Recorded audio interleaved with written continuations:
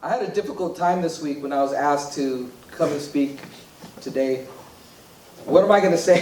What am I going to say? I thought about what am I going to say. After all, you have to take full advantage, when you have a captive audience. I guess my message is to the young people. Pay attention.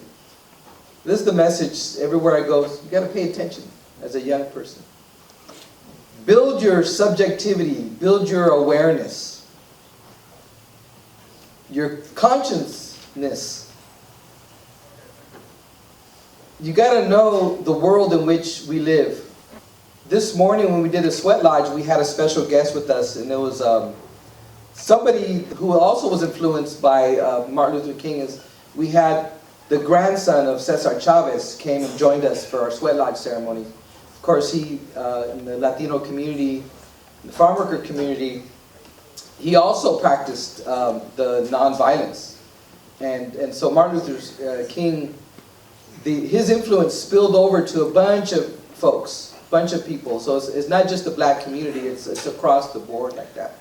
As natives, we kind of feel like we're the hosts. Like this is us here, this is our host. Historically, we've always welcomed the Africans into our community. We sheltered the Africans, the runaways, people.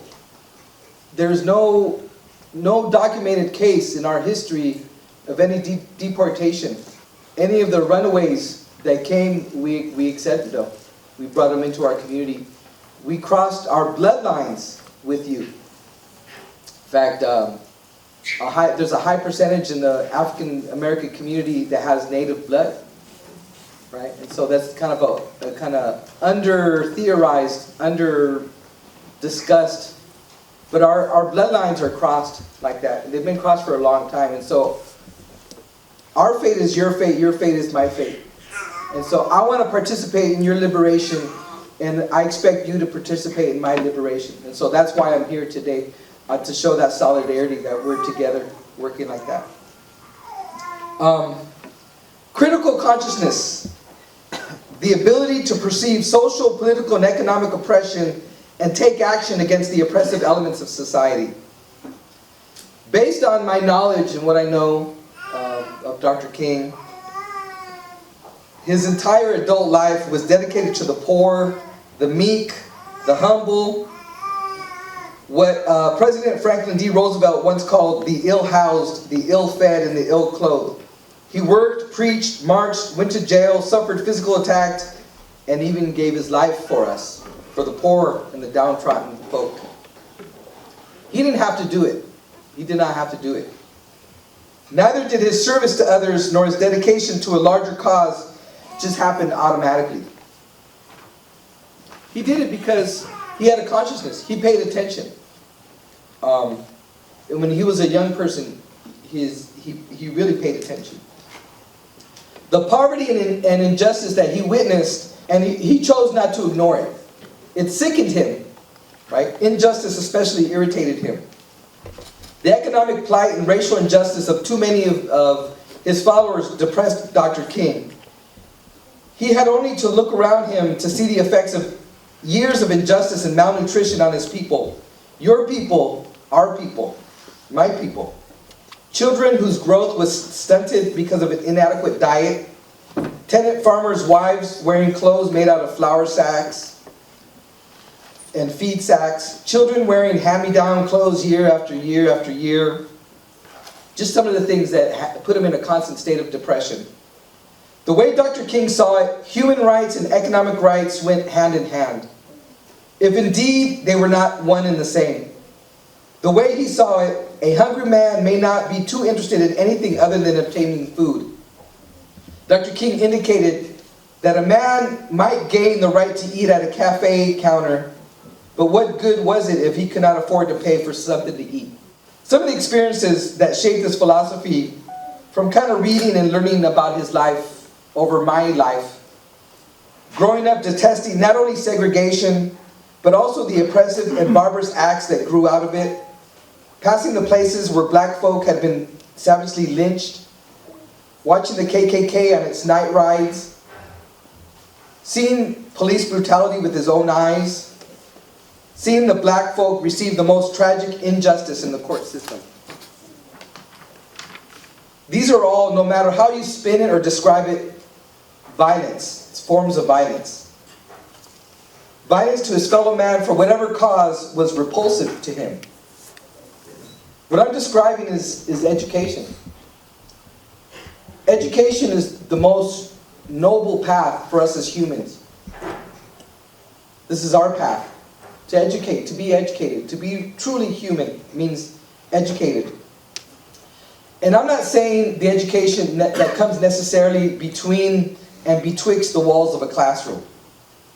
Unfortunately, we're not there yet.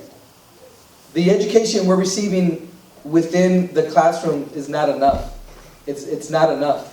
We have to learn our history, learn each other's history.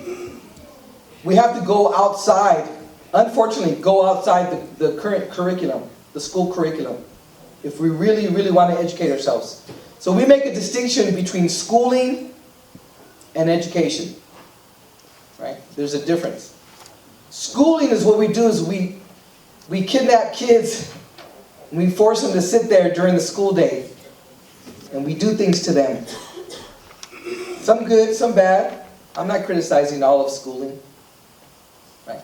But that's different than education, right? And we got to learn the difference.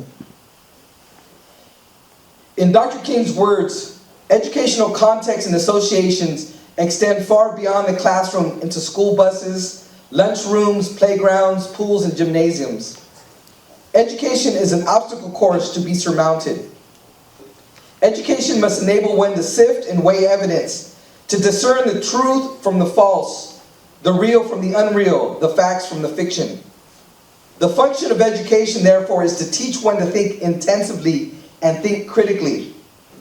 And if you're not getting educated in the classroom, then get it yourself, right? My advice to you, to young folk, surround yourself by the elders. That's the advice. Go talk to your elders. Surround yourself by the elders. Learn from your elders. They lived it. They lived the history. They know the history. That's my advice to you all. There's a simultaneous moment that takes place. I guess what I want is, what I think is important for us is to awaken, to wake up to our oppression. To me, that's the main thing. Wake up to our oppression, right? Because when you wake up to your oppression, there's a simultaneous moment. When you realize something that didn't exist there before. The aha moment, right? A possibility that you didn't see there before, right? It happens at the same time. Something liberatory, right? We all want liberation. We want freedom. Ultimately, that's what we want. To be who we are, right? Without judgment, without brutality, without fear. We just want to be who we are. The next steps are leadership and action. Organizing is the next logical step to revolutionary thinking and writing. And leadership and action, that's what Martin gave us. Right? That's what he gave us, leadership and action.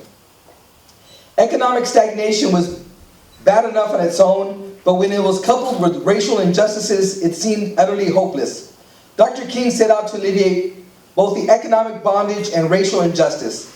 It was and continues to be a two-front war in the truest sense.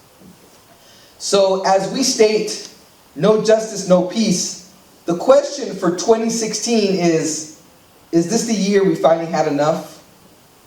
Is 2016 finally the year that we've had enough? That's what I'm asking. So young folk, tell me what you see. Us older people are relying on you. We're relying on your vision.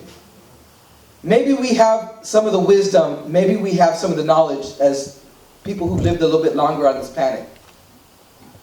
But there's a heavy weight on you young people. We're looking toward you, believe it or not. You would think it would be the opposite, but no.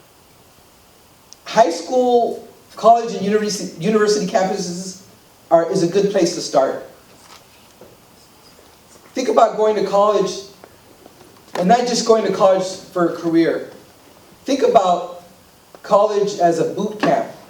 Learn how to organize, learn history. Take a mapping of your community. Our community has its own funds of knowledge.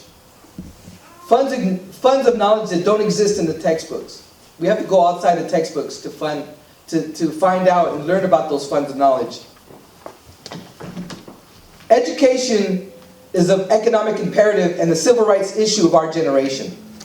Right? Education is our current civil rights agenda. It's a right, not a privilege.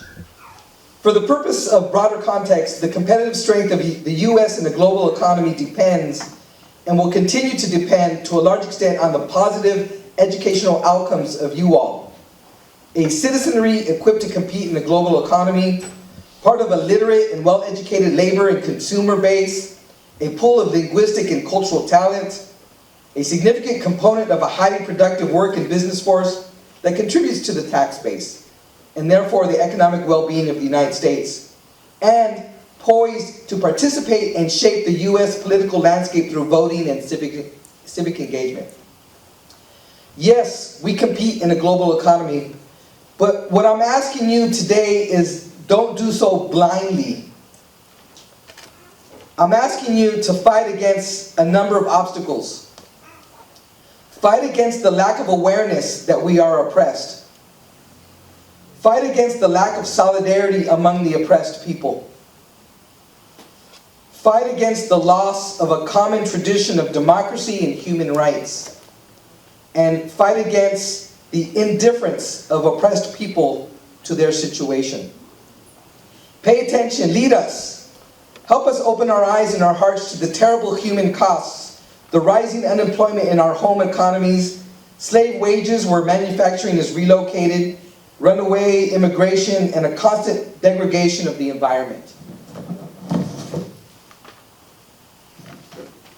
Excellence, equity for all, justice for the greater good, truth, compassion, dignity, humility, service, empowerment, strengthening of community, diversity, building of bridges, and creating solutions to social problems.